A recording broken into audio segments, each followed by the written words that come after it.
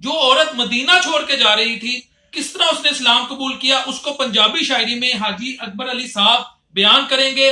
एक माई बुढ़ड़ी मदीने विचों आई सी, गठड़ी चा उसने सिर ते टकाई सी, भार लगा बुढ़ड़ी नूं बड़ी घबराई सी, गठड़ी चा उसने जमीन ते टकाई सी।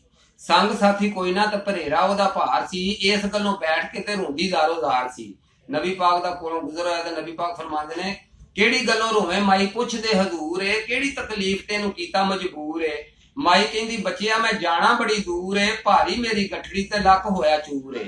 संग साथी कोई ना मेरा इस गलों रोनी आ, जान मेरी माड़ी पैर पैर ते खलोनी आ।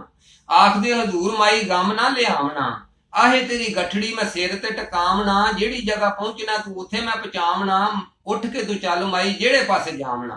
माई कहंदी बच्चा दस कार की कमाए तू, बाल बच्चे विच झट किस तरह लगाए तू। नबी कहंदा माई इहो कार कमावा मैं, जिदा भार कोई ना चुके ओदा भार चावा मैं, राहे भुले जांदियां नूं रस्ते बतावा मैं, इस तरह दे नाल झट अपना लगावा मैं। चल माई तेनू तेरे घर मैं पहुंचा दियां, तेरियां तकलीफां मैं सारियां हटा दियां। माई जदों गठड़ी रसूल नूं चकाम दी, अगे अगे खुशी नाल आप भजी जाम दी। 5 मील उत्ते एक बस्ती सी आम दी, बूहा खोल माई फिर गठड़ी लोहाम दी। वेख किड्डे भागां ते नसीबां वाली माई है, दुनिया ते पंड जी दी नबी जी अठाई है। बैठ गई सी माई जां आराम नाल जाके, मुड़दे हजूर पिछा गठड़ी टका के, फिर उस माई के नबी नूं बुला के, मेरी एक गल बच्चा सुनी कन ला के। उथे ही मुहम्मद एक जादू बड़े पाउंदा ई, जिदे मथे लग जाए वो कलमे पढ़ाउंदा ई। मेरी इस गल नूं तू दिलों भलाई ना, मैं तां तेनू आनी आ मदीने विच जाई ना। वेख बेटा मेरिया तू जिंदगी गवाई ना, जादूगर उस दे तू काबू किते आई ना। इस गल्लों मैनू भी मदीने विचों आउणा पिया, भार माई बुढ़ड़ी दा तेनू भी उठाउणा पिया। निकली मदीनेओं मैं इसे गल्लों डरदी, वखरी हवेली ते जमीन मेरे घर दी।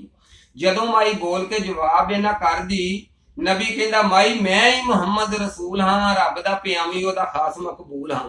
माई हो गई इन्नी गल सुन के हैरान है, कहन लगी बाकी रसूल दा निशान है। मेरी सोहणे नबी तो जिंद कुर्बान है, आखदी हजूर मैनू तुसां ते ईमान है। बोल के जबानों माई कलमा पकारिया, इस तरह दीन सोहणे नबी ने खिलारिया। नो वर्ड्स, मामला खत्म कर दिया। कमाल की इन्होंने इस पे वो रिसर्च की, पंजाबी में कमाल की शायरी की। मेरे पास अल्फाज नहीं है।